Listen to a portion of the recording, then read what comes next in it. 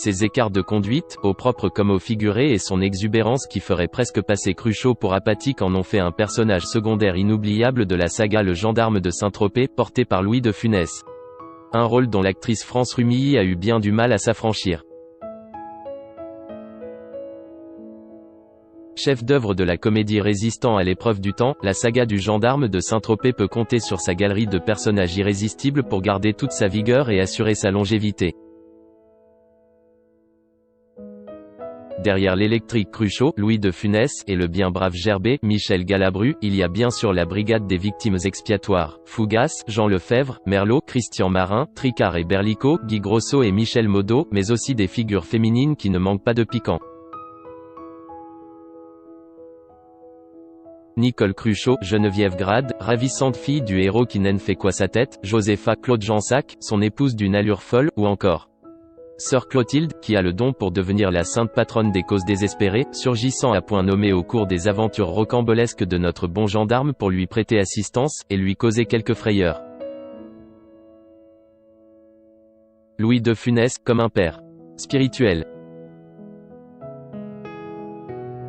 Personnage voulu par Louis de Funès et incarné par l'actrice France Rumilly, qui l'imposa à Jean Giraud, Sœur Clotilde, sémillante folle du volant, débarque ainsi providentiellement, et sur les chapeaux de roue, dans chacun des épisodes de la série réalisée par Jean Giraud.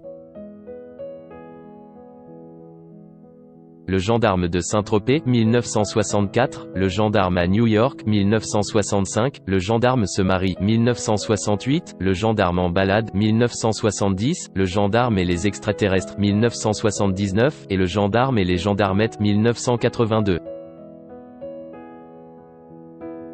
Les spectateurs attendaient la scène avec la religieuse, comme ils guettaient la scène avec Q dans James Bond.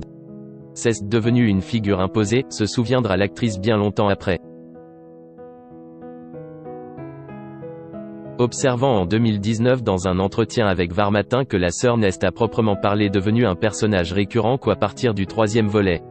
Sa conduite, sportive et ses embardées redoutées par Cruchot, la plupart du temps en dodoche, de CV, mais aussi occasionnellement en sidecar.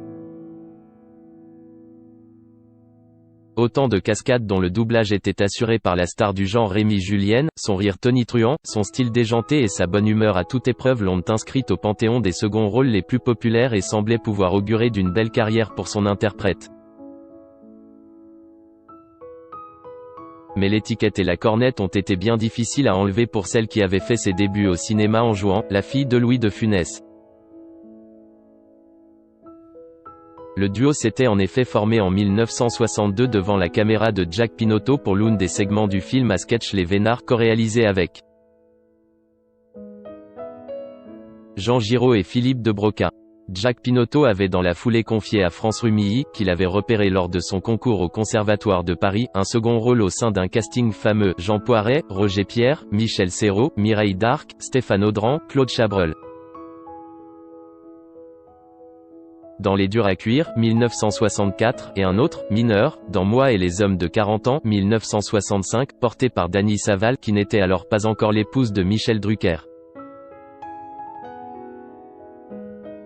D'un personnage anecdotique à l'autre, secrétaire, comptable, marraine, etc., elle croise souvent au long de cette décennie les mêmes têtes d'affiche, les Jean Poiret, Michel Serrault.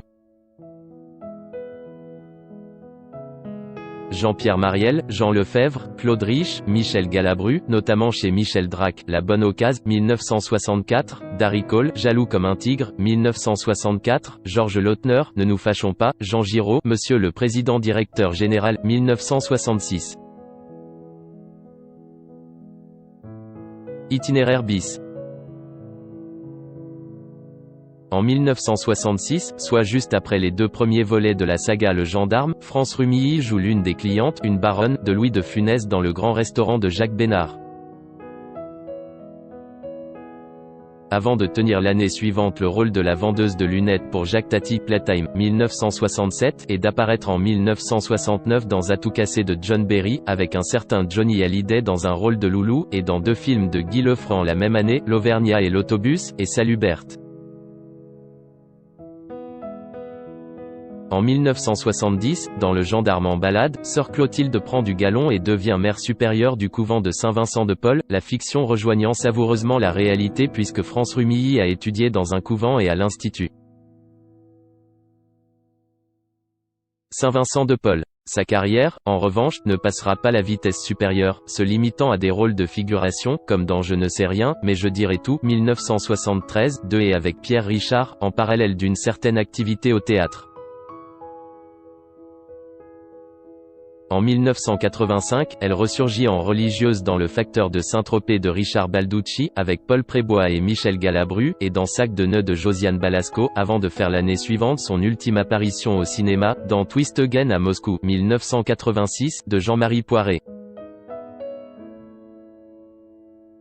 Point final, à 47 ans seulement, d'une carrière qui, à défaut d'avoir été bénie des dieux, est consacrée par le public.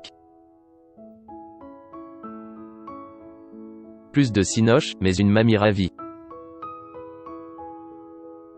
En 2018, à l'occasion d'une visite au musée de la gendarmerie et du cinéma à Saint-Tropez, France Rumilly avait revisité ses souvenirs en compagnie de Global TV Saint-Tropez.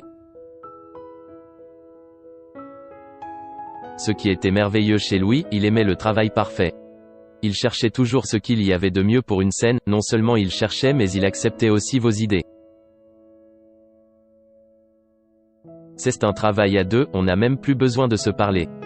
Le plus important, c'est qu'on était au même rythme, se remémorait-elle ainsi à propos de ses années de complicité professionnelle avec De Funès. Et c'est sans la moindre amertume qu'elle évoquait l'autre vie qui s'est offerte à elle après la fin de sa carrière au cinéma. J'adore la vie, tous les aspects de la vie. Tout m'intéresse, clamait-elle. Ben si je ne fais plus de cinoche, je ne fais plus de cinoche, et puis je fais autre chose. Je suis une grand-mère. Déjà une petite fille, je suis ravie, je m'en occupe, c'est passionnant, on revit des tas de choses à travers eux. En juillet 2019, à l'occasion cette fois de l'inauguration du nouveau musée Louis de Funès à Saint-Raphaël, France Rumilly se replongeait pour le quotidien Var Matin dans ses jeunes années avec beaucoup de bonheur et une malice pas sans rappeler son personnage culte. Évoquant son éducation chez les bonnes sœurs, dissipée, refusant d'aller à la messe et peu intéressée par les études au point de se faire virer 3 fois de l'école, elle expliquait être devenue comédienne par hasard, après une année de droit catastrophique. Une manière aussi d'échapper à la voie toute tracée, celle du mariage et des enfants, pour les jeunes femmes de cette époque. Repérée par Jack Pinotto, la voilà enrôlée auprès d'un Louis de Funès qui n'est pas encore une star des écrans, mais déjà un monstre des planches. Ce qui est drôle, c'est que nous avions déjà une scène dans une de CV, se rappelle France à propos de cette collaboration pour les Vénards. C'était un homme charmant, discret, agréable dans le travail. Je précise qu'il était toujours pareil 20 ans plus tard, quand nous avons tourné Le Dernier Gendarme. Je crois qu'il n'a jamais changé. Poursuit-elle à propos de son partenaire, qu'il a imposé à Jean Giraud pour Le Gendarme, persuadée que ce personnage déjanté et un peu lunaire était fait pour elle. Il avait raison, sœur Clotilde, c'est un peu moi, confirme la principale intéressée. Et ça non plus, ça n'a jamais changé.